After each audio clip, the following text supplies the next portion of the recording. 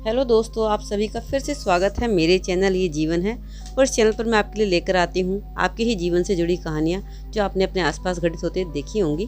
तो चलिए फिर जल्दी से आज की कहानी को शुरू कर लेते हैं। और इससे पहले आप सभी से रिक्वेस्ट है, जो भी लोग पहली बार चैनल पर आए हैं प्लीज़ चैनल को सब्सक्राइब कर लें और घंटी को भी दबा दें ताकि आपको सारी वीडियोज़ का नोटिफिकेशन सबसे पहले मिल जाए और आप कोई भी कहानी मिस ना कर पाएँ। तो चलिए फिर आज की कहानी को शुरू करते हैं। मेरी नौकरी एक अनाथ आश्रम में लग गई और वहाँ एक 14 साल की लड़की से मेरी बहुत गहरी दोस्ती हो गई। लेकिन वह रोज़ मुझसे आकर कहती कि दीदी आप मेरी जगह सो जाइए, मुझे अपने बिस्तर पर बहुत दर्द होता है। फिर मैंने उसका बिस्तर बदलवा दिया, लेकिन अगले दिन लड़की ने मुझसे फिर वही बात कही कि दीदी आप मेरी जगह सो जाइए, मुझे बिस्तर में बहुत दर्द होता है। आज मैंने उसकी बात मान ली और उसके बिस्तर पर जाकर चादर ओढ़कर सो गई। कुछ देर ही हुई थी कि अचानक मेरे साथ, मेरा नाम किरण है और मेरी उम्र 35 साल है। मेरे घर में मैं और मेरी माँ के अलावा कोई नहीं रहता। हम दोनों ही एक दूसरे का सहारा हैं। बचपन में ही मेरे पिताजी का देहांत हो गया था। इसी वजह से मेरी माँ ने मेरी शादी बहुत छोटी उम्र में कर दी, क्योंकि वह अच्छी तरह जानती थी कि इस समाज में बिना बाप की लड़की को पालना कितना मुश्किल काम है। मेरी ससुराल में मेरे पति, मेरी सास, देवर और ससुर थे। मेरी शादी को भी एक ही हफ्ता हुआ था कि मेरी किस्मत ने मुझे फिर से एक धोखा दे दिया और मेरे पति का एक्सीडेंट में देहांत हो गया। मुझ पर तो जैसे मानो दुखों का पहाड़ टूट पड़ा था। मेरी सास अपने बेटे के साथ साथ मेरे लिए भी बहुत दुखी थी।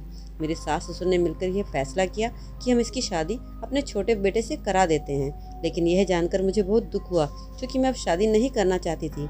मैंने सास से कहा कि मुझे अपने घर जाना है, मैं अपनी माँ के साथ अपना जीवन गुजार लूँगी। मेरी माँ वैसे भी अकेली है, उन्हें सहारे की ज़रूरत है। और फिर मैं अपने घर चली आई। मेरी माँ ने मुझे बहुत समझाने की कोशिश की कि बेटा दूसरी शादी कर लो, पर मैंने अपनी माँ की भी नहीं मानी। मैंने कहा माँ तुमने मेरे बचपन से इतने दुख झेले हैं, तुमने मेरी शादी भी कराई ताकि सुखी रह सकूं, लेकिन मेरी किस्मत में सुख नहीं था। पर अब मैं तुम्हें दुखी देखना नहीं चाहती हूँ। तुमने मेरी खातिर बहुत कुर्बानियाँ दी हैं और अब मेरी बारी है। मैं जीवन भर बस आपके साथ रहकर आपकी सेवा करूंगी। और इस तरह हम दोनों माँ बेटे एक साथ रहने लगे। मेरी माँ सिलाई करके हम लोगों का गुजारा करती थी, लेकिन अब उनकी कुछ दिनों से तबीयत बहुत ज़्यादा खराब होने लगी थी। मैंने माँ से कहा कि माँ मुझे तुम्हें अब काम करने की कोई ज़रूरत नहीं है, मैं काम करूँगी। कुछ ज़्यादा पढ़ी लिखी नहीं थी, मैं 12वीं पास ही थी, लेकिन अपनी एजुकेशन के हिसाब से कुछ ना कुछ तो कर ही सकती थी। मैंने अपने आसपास अपनी सहेलियों को जॉब ढूंढने के लिए कहा। फिर मेरी एक सहेली ने मुझे एक जॉब बताई। उसने मुझे बताया कि एक आश्रम में एक औरत की ज़रूरत है। मैंने कहा ठीक है, तुम मुझे वहाँ का एड्रेस दे दो, मैं चली जाऊँगी। मैंने उससे पूछा और वहाँ काम क्या करना होगा, तो उसने कहा काम का तो मुझे पता नहीं, लेकिन मुझे किसी ने बताया था तो मैंने सोचा कि मैं तुम्हें बता दूँ, क्योंकि तुम्हें नौकरी की ज़रूरत थी। और फिर अगले दिन अपनी माँ को कहकर उस बताए गए एड्रेस पर नौकरी के लिए चली गई।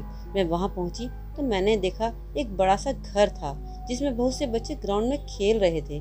इसमें कुछ विकलांग बच्चे भी थे, कुछ छोटे, कुछ बड़े, कुछ लड़कियां और कुछ लड़के, सब अलग अलग उम्र के बच्चे वहां थे। फिर वहां मैंने गेट पर एक वॉचमैन को देखा और उससे कहा कि मैं यहाँ नौकरी के लिए आई हूँ।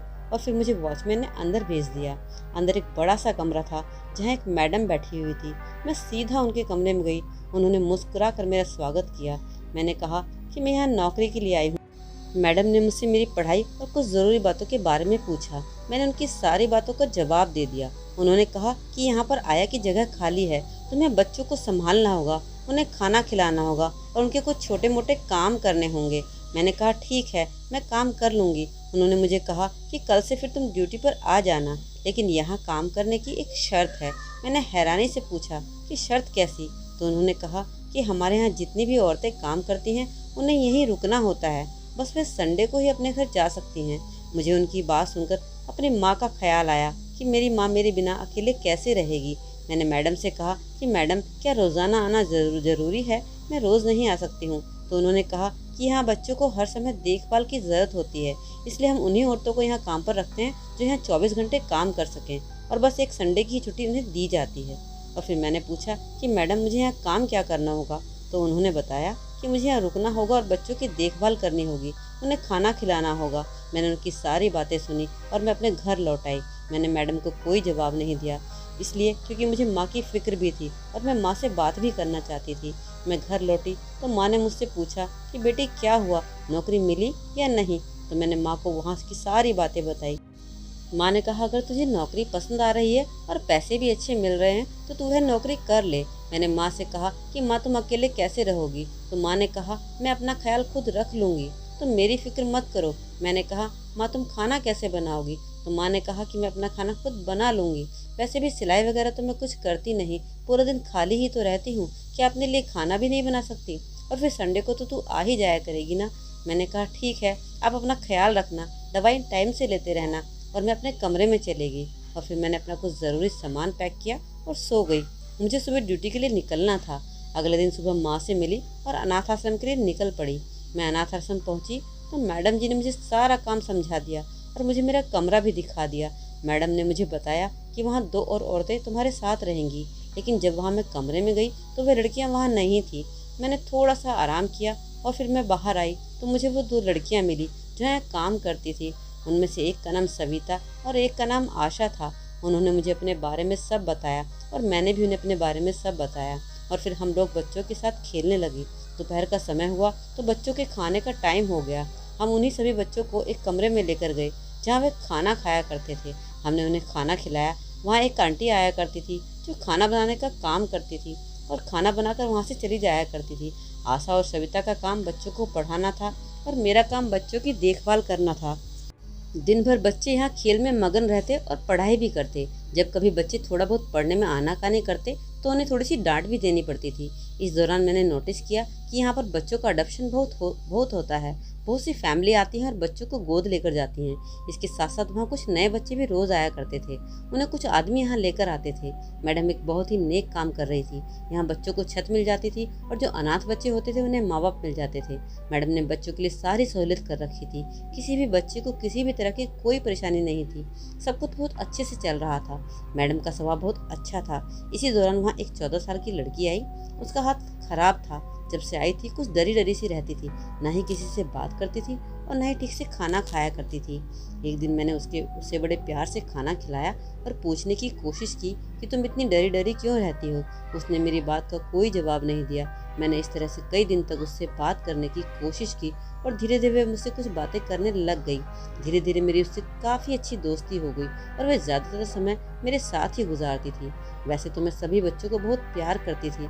बच्चों के दिल बहुत कमज़ोर होते हैं, कुछ बातों को अपने मन में लगा लेते हैं। एक दिन वह लड़की जिसका नाम स्वीटी था घबराई हुई मेरे पास आई और कहने लगी, दीदी आप मेरी जगह सो जाया करें, मुझे अपने बिस्तर पर बहुत दर्द होता है। मैंने कहा तुम्हें अपने बिस्तर पर क्या परेशानी है, लेकिन उसने मेरी बात का कोई जवाब नहीं दिया और बस यही कहती रही कि दीदी आप मेरी जगह सो जाया करें, मुझे बहुत दर्द होता है। मैंने कहा तुम फिक्र मत करो, मैं कुछ करती हूँ। मैंने सोचा कि शायद कोई छोटा बच्चा होगा जो उसे परेशान करता होगा। मैंने सविता से कहकर उसकी जगह बदलवा दी और बच्चों के साथ जाकर बैठ गई। हमारा कमरा बच्चों से थोड़ी दूरी पर था। उस अनाथ आश्रम में 40 से 50 बच्चे थे। लड़कों के कमरे अलग और लड़कियों के कमरे अलग थे। मैडम जी सभी बच्चों का बहुत ख्याल रखते थे। हम सभी ने रात का खाना खाया और अपने कमरे में जाकर सो गए। अगले दिन जब मैं सुबह उठी तो रोज़ की तरह अपने कामों में लग गई। आज दोपहर के खाने का समय हुआ तो मैं स्वीटी के पास गई। मैंने स्वीटी से पूछा कि आज तो तुम्हें अच्छी नींद आई होगी, अब तो मैंने तुम्हारी जगह भी बदलवा दी थी। लेकिन रोज़ की तरह वह आज भी उदास थी। उसने मुझसे फिर वही बात कही कि दीदी आप मेरी जगह सो जाया करें, मुझे बहुत दर्द होता है। मैंने उससे पूछा कि अब कैसा दर्द है, क्या अभी भी तुम्हें किसी बच्चे ने परेशान किया है? इतने में मैडम मेरे पास आ गई और वह उन्हें देखकर अपने कमरे में चली गई। लेकिन स्वीटी मुझे यही बात बार बार दोहरा रही थी। मैं उसकी बात को टाल दिया करती थी। मैंने सोचा शायद वह यहाँ रहना ही नहीं चाहती है, लेकिन फिर मैंने सोचा कि सभी बच्चे तो यहाँ पर खुश रहते हैं, फिर उसे ही क्या परेशान है। और फिर मेरे दिल में ख्याल आया क्यों न मैं यह बात जानने की कोशिश करूं कि उसके साथ क्या परेशानी है। मैंने सोचा कि उसकी जगह मैं सोकर देखती हूँ कि आखिर उसके बिस्तर में क्या परेशानी है। रात को खाना खाने के बाद मैं स्वीटी के पास गई और उसे अपने कमरे में ले आई। मैंने उसे अपने बिस्तर पर सुला दिया और मैं जाकर उसके बिस्तर पर सो गई। थोड़ी देर में ही मुझे नींद आ गई और फिर अचानक मुझे ऐसा लगा कि कमरे में कोई आया है और किसी ने मेरे पैरों को छुआ। मैंने पैर चादर के अंदर कर लिए, तभी मुझे कुछ चुभन हुई। मैंने चादर हटाकर देखा तो वहाँ कुछ लोग खड़े हुए थे जो आपस में बातें कर रहे थे, पर मैं ठीक से देख नहीं पाई। थोड़ी ही देर में मैं बेहोश हो गई। जब मेरी आंख खुली तो सुबह हो चुकी थी। जब मैं सुबह उठी तो मुझे अपनी तबीयत कुछ खराब लगी। मेरा सर भारी हो रहा था, आंखें लाल हो गई थी। मैंने उठकर मुंह धोया और नाश्ता किया और साथ ही दवाई भी ली और रोज़ की तरह अपने काम में लग गई। दोपहर का टाइम हुआ तो स्वीटी मेरे पास आई और पूछने लगी कि दीदी क्या आपको भी दर्द हुआ। मुझे रात का कुछ भी याद नहीं था, मैं उसकी बातों को हैरानी से सुन रही थी। फिर मैंने कहा कि मुझे कोई दर्द नहीं हुआ, तुम बहाने बना रही थी, आज तो तुम अपनी जगह पर ही सोना। वह उदास होकर वहाँ से चली गई। उसके जाने के बाद मैं सोचने लगी कि आखिर रात को मेरे साथ क्या हुआ जो मुझे याद ही नहीं आ रहा। अगले दिन संडे था और मैं अपने घर चली गई। माँ को आश्रम की सारी बातें बताई। माँ ने मुझसे कहा कि तू आश्रम में खुश तो है ना, ज़्यादा काम तो नहीं करना पड़ता। मैंने माँ से कहा कि माँ मुझे कोई परेशानी नहीं है। माँ को मैंने कुछ पैसे दिए और अगले दिन मैं फिर से आश्रम की ओर लौट आई। मैंने सविता को स्वीटी के बारे में सारी बात बताई तो उसने कहा ऐसा कुछ नहीं है, और वैसे भी स्वीटी तो यहाँ से जा चुकी है। मुझे सुनकर बड़ी हैरानी हुई। मुझे सविता ने बताया कि उसे आज ही कुछ लोग गोद लेकर गए हैं। मुझे सुनकर थोड़ा दुख हुआ क्योंकि स्वीटी मेरी अच्छी दोस्त बन चुकी थी, लेकिन कहीं ना कहीं मुझे अच्छी बात भी लग रही थी कि चलो उसे उसके माँ बाप मिल गए, अब वह पढ़ लिख कर कुछ बन जाएगी। मुझे स्वीटी की बहुत याद आती थी, लेकिन मैंने अपने आप को और बाकी बच्चों में बिजी कर लिया था। लेकिन यहाँ पर मुझे एक और हैरान करने वाली बात दिखाई दी कि यहाँ रोज ही बहुत बच्चे आते थे और रोज ही बहुत जाते थे। यह बात हैरान करने वाली थी, वरना लोग अनाथ बच्चों को गोद लेना पसंद नहीं करते, या फिर ले भी जाते हैं तो उन्हें अपने घर में नौकर बनाकर रखते हैं। लेकिन यहाँ तो रोज ही बहुत अडॉप्शन होते थे और हर आदमी बच्चों को अपनी संतान बनाकर ले जाता था। मुझे ये बात बहुत परेशान कर रही थी। मैं जानना चाहती थी कि हर रोज इतना अडॉप्शन क्यों होता है, लेकिन मैं किसी से पूछ नहीं सकती थी क्योंकि मुझे लगता था कि अगर मैं किसी से पूछूंगी तो शायद मेरी नौकरी खतरे में पड़ जाएगी, और मुझे इस नौकरी की बहुत ज़रूरत थी। मुझे डर था कि कहीं मेरी नौकरी छूट गई तो पता नहीं मुझे नौकरी मिलेगी भी या नहीं। एक दिन मैंने सविता से पूछ ही लिया कि यहाँ रोज इतने अडॉप्शन कैसे होते हैं, जबकि लोग अनाथ आश्रम से बच्चे लेना पसंद नहीं करते। सविता ने कहा मैडम बहुत अच्छी है और वह बहुत ज़्यादा लोगों को जानती है, इसी वजह से यहाँ पर इतने अडॉप्शन होते हैं। और वैसे भी दुनिया में बुरे लोगों के साथ अच्छे लोग भी होते हैं। हो सकता है कि कुछ लोगों के दिल में भगवान ने अनाथ बच्चों के लिए दया डाल दी हो। उसकी बात सुनकर मैं खामोश हो गई। यहाँ पर रोज ही बच्चे आया और जाया करते थे। एक दिन आश्रम से एक और लड़की जिसकी लगभग उम्र 12 साल होगी मेरे पास आई और कहने लगी कि दीदी मुझे बिस्तर पर दर्द होता है। मैंने उसकी बात सुनकर हैरान हो गई क्योंकि यही बात मुझे स्वीटी ने भी बताई थी। मैंने हैरानी से इस बच्ची से पूछा कि तुम्हें कैसा दर्द होता है, क्या कोई बच्चा तुम्हें परेशान करता है या तुम्हें कुछ बिस्तर में चुभता है। तो उसने मुझे रोते रोते बताया कि मुझे ऐसा लगता है जैसे मुझे किसी ने इंजेक्शन लगाया हो, और जब मैं सुबह उठती हूँ तो मुझे अपने शरीर में दर्द महसूस होता है। उसकी बात सुनकर मैं अपने ही दिमाग में अपने सवालों के जवाब ढूंढने लगी। मुझे लगा कि ऐसे यहाँ कैसे हो सकता है, यहाँ की मैडम तो बच्चों से बहुत प्यार करती है, और कौन है जो इन बच्चों के साथ इस तरह की हरकत करता है। मैं उस लड़की को अपने कमरे में लेकर गई और मैंने उसके सारे कपड़े उतार दिए। मैंने देखा कि उसके शरीर पर कुछ निशान थे। मैं समझ गई कि इसके साथ कुछ गलत हुआ है। मैंने उससे कहा कि तुम फिक्र मत करो, आज रात में तुम्हारे साथ ही रहूंगी, लेकिन यह बात तुम अभी किसी को नहीं बताना। मुझे इस बच्ची की बात सुनकर रोना आ रहा था, लेकिन मैंने अपने मन को शांत कर लिया और मैंने सोच लिया कि मैं ये जानकर ही रहूंगी आखिर यह मामला क्या है, और जिसने भी इस बच्ची के साथ गलत किया है उसे छोड़ूंगी नहीं। मैं रात को उस बच्ची के साथ उसी कमरे में गई और उसी के साथ वाले बेड पर चुपचाप सो गई। मैंने और बच्चों को इस बात का एहसास नहीं होने दिया। रात होने आई थी और मुझे नींद भी आने लगी थी और मैंने अपने ऊपर चादर ढाँप ली। रात के 2 बजे का समय था और मुझे रात के समय किसी के अंदर आने का एहसास हुआ। मैंने चादर उठाकर देखा तो 2 आदमी कमरे में आए और बच्ची की तरफ बढ़ने लगे। उन्होंने उस बच्ची का मुंह बंद कर दिया और उसे एक इंजेक्शन लगाया और गोद में उठाकर उस कमरे से निकल गए। यह देखकर मेरे पैरों तले से ज़मीन निकल गई।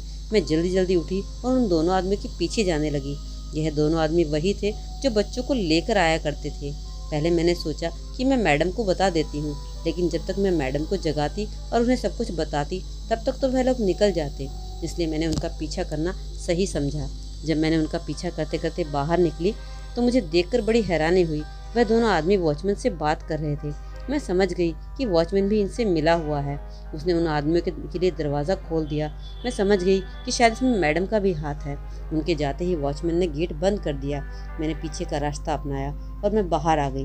वह दोनों आदमी अभी ज़्यादा दूर नहीं गए थे और वह मुझे दिखाई देने लगे थे। अनाथ आश्रम से थोड़ी दूरी पर एक घर था जहाँ कोई नहीं रहता था। वह दोनों आदमी उस लड़की को लेकर उस घर में घुस गए और अंदर से दरवाज़ा बंद कर लिया। मैंने उस घर को चारों तरफ से देखा कि शायद उसमें अंदर जाने का कोई रास्ता नजर आ जाए। तब मुझे एक दरवाज़ा दिखा जो टूटा हुआ था। मैं उसी से कूदकर अंदर चली गई। पूरे घर में अंधेरा था, लेकिन एक कमरे में लाइट जली हुई थी। मैंने उस कमरे की खिड़की से अंदर झांक कर देखा तो मैं हैरान रह गई। दोनों आदमियों ने उस लड़की को चारपाई पर लेटाया हुआ था। एक आदमी खड़ा हुआ था और एक आदमी उसके साथ गलत काम कर रहा था। उसके पास शायद कैमरा भी था। मैंने हिम्मत दिखाते हुए बिना कुछ सोचे समझे उन लोगों से कहा कि इस बच्ची को छोड़ दो, वरना मैं पुलिस को बुला दूंगी। मुझे देखकर वह आदमी हैरान हो गए। कहने लगे, तुम यहाँ कैसे आई हो? और उन्होंने मुझे कहा कि तुम यहाँ से चली जाओ, नहीं तो हम तुम्हारी भी जान ले लेंगे। इतने में कुछ समझ पाती उतने में से एक आदमी ने मेरे पास सर पर पता नहीं किस चीज़ से वार किया कि मैं बेहोश हो गई। और जब मुझे होश आया तो मैं एक अंधेरे कमरे में बंद थी। मेरा सर जोरों से दर्द कर रहा था। मुझे सारी बातें याद आ गई जो मैंने बेहोश होने से पहले देखी थी। मैं इस बच्ची के बारे में सोचने लगी। मैंने सोचा, पता नहीं इन जालिमों ने इन बच्ची के साथ क्या किया होगा, वह किस हाल में होगी। मेरे हाथ पैर बंधे हुए थे। मैंने खोलने की बहुत कोशिश की, लेकिन मैं नाकाम रही। इतनी देर में एक आदमी कमरे में खाना लेकर आया। उसे देखकर मैं कहने लगी कि मुझे छोड़ दो, मैं किसी को कुछ नहीं बताऊंगी। मेरी बात सुनकर वह आदमी हंसने लगा और कहने लगा, कहाँ गई तुम्हारी ताकत और कहाँ गई तुम्हारी अकड़? अभी तो तुम बड़ा उछल रही थी कि पुलिस को बुला दूंगी। मैं रोने लगी, क्योंकि उस समय मैं उनका कुछ नहीं बिगाड़ सकती थी, इसलिए मैंने चुप रहना ही बेहतर समझा। वह बहुत खतरनाक और जालिम लोग थे और मेरे साथ कुछ भी कर सकते थे। फिर उस आदमी ने खाने की थाली मेरे पास रखते हुए कहा कि खाना खा लो, रोने के लिए भी तो ताकत चाहिए होती है ना। और उसने मेरे हाथ खोल दिए और वहाँ से चला गया। लेकिन वह खाना मैंने नहीं खाया, क्योंकि मुझे शक था कि कहीं इस खाने में जहर ना हो। शायद ये लोग मुझे रास्ते से हटाना चाहते हों। अब मैं उनकी सारी हकीकत जान चुकी थी। वह मेरे साथ कुछ भी कर सकते थे। मुझे उस समय स्वीटी बहुत याद आई। मैंने सोचा, काश मैंने उस लड़की की बात पहले मान ली होती। अब तो मुझे उसके दर्द का एहसास हो रहा था। मैं सोचने लगी कि ना जाने अब लड़की कहाँ होगी, किस हाल में होगी, उस लड़की के साथ इन्होंने क्या किया होगा। और इस काम में उसके साथ मैडम भी शामिल थी। मुझे उस मैडम पर भी बहुत गुस्सा आ रहा था। एक औरत होकर इस तरह के काम कैसे कर सकती है? भगवान ऐसे लोगों को कभी माफ़ नहीं करेंगे। और फिर मैंने सोचा कि मुझे कैसे भी करके यहाँ से निकलना होगा, नहीं तो ये लोग मुझे यहाँ मार डालेंगे। मैंने कमरे में चारों तरफ निगाह दौड़ाई कि मैं कहाँ से बाहर निकल सकती हूँ। तभी मेरी नज़र ऊपर एक खिड़की में गई जिसमें शीशा लगा हुआ था। कमरे में एक टूटा हुआ स्टूल रखा था। मैंने अपना दिमाग लगाया और उस स्टील के सहारे उस खिड़की तक पहुँच गई। मैंने शीशे को एक पत्थर की सहायता से तोड़ डाला और उस खिड़की से बाहर कूद गई। मेरे पैर में चोट लग गई थी, लेकिन इन बच्चों के दर्द के आगे मुझे अपना दर्द कुछ भी नहीं लग रहा था और मैं हिम्मत करके वहाँ से निकलने की कोशिश करने लगी। मैंने अपना मुंह दुपट्टे से ढक लिया था कि आश्रम भी वहीं पर ही था और वहाँ वॉचमैन को मैंने बैठे हुए देख लिया था, तो मुझे डर था कि कहीं वे मुझे देख ना ले। मैं किसी तरह बचते बचाते पुलिस स्टेशन की तरफ जा रही थी, क्योंकि मुझे कैसे भी करके उन बच्चियों को बचाना था। मुझे उन लोगों को सज़ा दिलवानी थी। मुझे बिल्कुल भी घबराहट नहीं हो रही थी। ना जाने मेरे में इतनी ताकत कहाँ से आ गई थी। मैं पुलिस स्टेशन पहुँच गई थी। पहले तो मुझे बहुत घबराहट हुई कि मैं किस से जाकर अपनी बात कहूँ, लेकिन मैंने फिर हिम्मत दिखाते हुए एक ऑफिसर से अपनी बात रखी और आश्रम के बारे में सारी सच्चाई उनके सामने रख दी। इंस्पेक्टर ने मुझे कहा कि तुम्हारे पास इस बात का कोई सबूत है? मैंने कहा, नहीं, मेरे पास कोई सबूत नहीं है। तो उन्होंने कहा कि मैं तुम्हारी बात कैसे मान लूँ? हो सकता है कि तुम उन लोगों को फंसाना चाहती हो। मैंने इंस्पेक्टर साहब को समझाया कि इसमें मेरा फ़ायदा क्या है, मैं तुमसे झूठ क्यों बोलूँगी। मैं तो सिर्फ उन मासूम बच्चों को बचाना चाहती हूँ। उन पर बहुत जुल्म हो रहा है। मैं उन लोगों के खिलाफ गवाही देने के लिए भी तैयार हूँ। प्लीज़ आप मेरी बात सुन लीजिए। उन्होंने कहा कि बिना सबूत के उनका हम कुछ नहीं बिगाड़ सकते। कोर्ट को सबूत चाहिए होते हैं। और फिर उन्होंने कुछ सोचकर मेरी एफआईआर दर्ज कर ली और मुझसे कहा कि वह लोग आपको नुकसान पहुंचा सकते हैं। मैंने अपनी रिपोर्ट लिखाई और मैं घर चली गई। घर जाकर मैंने माँ को सारी बात बताई और सामान पैक करके अपनी माँ को लेकर वहाँ से निकल गई, क्योंकि वह लोग मेरा पीछा करते करते मेरे घर भी आ सकते थे। अपनी माँ को लेकर मैं अपने दोस्त के घर आ गई, जिसने मुझे नौकरी बताई थी। वहाँ जाकर माँ ने मुझे बहुत शाबाशी दी और कहा कि बेटा, जो तूने किया बहुत अच्छा किया, उन बच्चों की दुआ लगेगी। तुम उन जालिमों को सज़ा दिलवा कर ही रहना। पुलिस वालों ने मेरी एफआईआर पर कार्रवाई की और वह एक दिन भेष बदलकर आश्रम पहुंच गए और आश्रम की मैडम से कहा कि हमें एक बच्ची चाहिए, हम उसे विदेश में ले जाकर बेचेंगे तो हमें अच्छे पैसे मिलेंगे, हम उसके लिए तुम्हें मुँह मांगी रकम देंगे। मैडम ने हामी भर ली और कहा कि तुम्हें बच्ची मिल जाएगी और तुम्हें और भी बच्चे चाहिए तो वो भी मिल जाएंगे, यहाँ के बच्चे सारा काम कर लेते हैं। पुलिस वाले ने उस मैडम की सारी बातें रिकॉर्ड कर ली। अगले दिन पुलिस वालों ने अपनी पूरी टीम के साथ उस आश्रम पे छापा मारा। उन्होंने मैडम और उन दोनों आदमियों को गिरफ्तार कर लिया। मैडम के कमरे की तलाशी ली गई तो वहाँ से उन्हें कुछ अश्लील फिल्मों की सीडी भी मिली। ये लोग बच्चों की ब्लू फिल्म बनाकर उन्हें करोड़ों रुपए में विदेशों में बेचा करते थे। वहाँ से कुछ ड्रग्स के पैकेट भी मिले। उनका ड्रग्स का भी कारोबार था और इस तरह के लोग बच्चों से करोड़ों रुपए कमा रहे थे। और जो लोग यहाँ बच्चों को लेने आते थे उन्हें गोद लेने नहीं आते थे, वह उन्हें इस तरह से खरीद कर और वहाँ विदेशों में ले जाकर बेच दिया करते थे। ये दोनों वही आदमी थे जिन्होंने मुझे पकड़ा था। वही वह बच्चे वहाँ लेकर आते थे और ऐसे बच्चों को लेकर आते थे जिनका कोई नहीं होता था, जो यतीम होते थे, ताकि कोई छानबीन करने वाला सामने ना आए। उनके खिलाफ मैंने कोर्ट में गवाही दी। उन लोगों को सजा हो गई और कुछ दिन बाद मुझे आश्रम की पूरी जिम्मेदारी सौंप दी गई। अब मैं बच्चों का बहुत अच्छे से ख्याल रखती थी। सविता और आशा को इस मामले में कुछ नहीं पता था। उन दोनों ने मेरा बहुत साथ दिया। लोग इतने जालिम कैसे हो सकते हैं? उन्हें बच्चों पर दया नहीं आती क्या? उनके पास दिल नहीं होता क्या? जब भी कभी कोई आश्रम से बच्चा गोद लेने आता है तो मैं उसकी पूरी इंक्वायरी करती हूँ, उनकी पूरी इन्फॉर्मेशन लेती, तभी उनको बच्चा देती, ताकि किसी बच्चे के साथ कुछ गलत ना हो। इसी बीच मुझे स्वीटी की बहुत याद आती थी कि काश मैंने उसकी बात मान ली होती, उसका उस टाइम ख्याल रखा होता तो शायद मैं उसे बचा पाती और इन लोगों को तभी सज़ा हो जाती। पता नहीं आज वह स्वीटी कहाँ और किस हालत में होगी। इस बात का दुख मुझे हमेशा रहेगा कि मैं उसकी मदद नहीं कर पाई। अब बस मैं उस लड़की के लिए दुआ ही कर सकती हूँ कि वह जहाँ भी रहे ठीक रहे। तो दोस्तों, आज की यह कहानी आपको कैसी लगी ज़रूर कमेंट सेक्शन में बताइएगा और अपनी राय बताइएगा कि ऐसे लोगों के साथ किस तरह का सलूक होना चाहिए जो अपने फ़ायदे के लिए इन बच्चियों को विदेशों में बेचकर उनसे करोड़ों रुपए कमाते हैं। क्या उनके खुद के बच्चे नहीं होते? मुझे बच्चों के दर्द का एहसास नहीं होता? तो दोस्तों, आपकी कहानी थोड़ी सी भी अच्छी लगी हो तो प्लीज़ एक लाइक कर दीजिए और चैनल पर पहली बार आए हैं तो चैनल को सब्सक्राइब कर दीजिए। आपसे मिलते हैं फिर एक नई कहानी के साथ एक नई वीडियो में। Bye bye.